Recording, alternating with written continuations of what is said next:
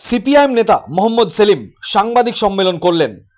CPIM নেতা মোহাম্মদ সেলিম তিনার বক্তব্যের মাধ্যমে সরাসরি আক্রমণ আরজিকর মেডিকেল কলেজের অধ্যক্ষ সঞ্জীব ঘোষ এবং কলকাতার পুলিশ কমিশনার বিনীত গোয়েলকে। তিনি আরও বলেন, সঞ্জীব ঘোষ সহ তার সঙ্গপঙ্গকে সবাইকে গ্রেপ্তার করে কাস্টাডিতে নিয়ে শাস্তির ব্যবস্থা করতে হবে। তিনি আরও কি বলেছেন বিস্তারিতভাবে শোনাবো আপনাদের। এই ভিডিওটি যারা দেখছেন চ্যানেলটি লাইক করবেন, শেয়ার করবেন আর সাবস্ক্রাইব করবেন। আই লাভ মাই ইন্ডিয়া, মেরা ভারত মহান। প্রথম দিন থেকে দাবি ছিল সন্দীপ ঘোষকে গ্রেপ্তার করতে হবে এবং তাকে জেরা করা হচ্ছিল, তাকে কাস্টাডিতে নিয়ে জেরা করতে হবে। এই কাজটা কলকাতা পুলিশও করতে পারত।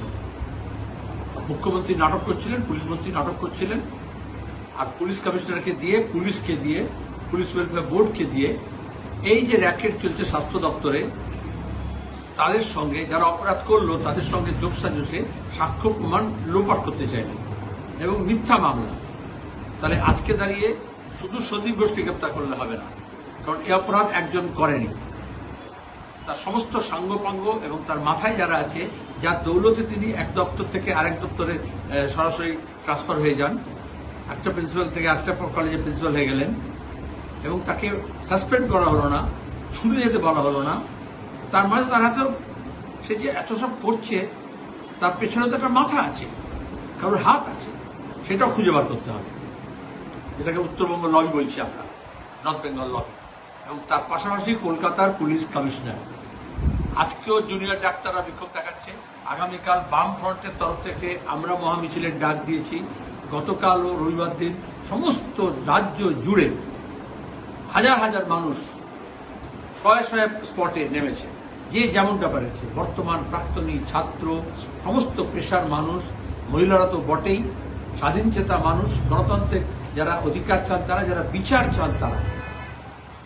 এই আন্দোলন চলবে। আর সিবিআই তাকে গ্রেপ্তার করেছে। একটা প্রশ্ন আমাদের মাথায় থাকে সিবিআই এর পুরনো রেকর্ড দেখে, যে সিবিআই কোন দিকে যাচ্ছে। এখন সন্দীপ ঘোষ কি অপরাধ হিসেবে নিয়েছে না রাজসাক্ষী করবে, সেটা তো স্পষ্ট হচ্ছে না। তো 5 তারিখে যে রিপোর্ট দেবে তাতে স্পষ্ট হবে।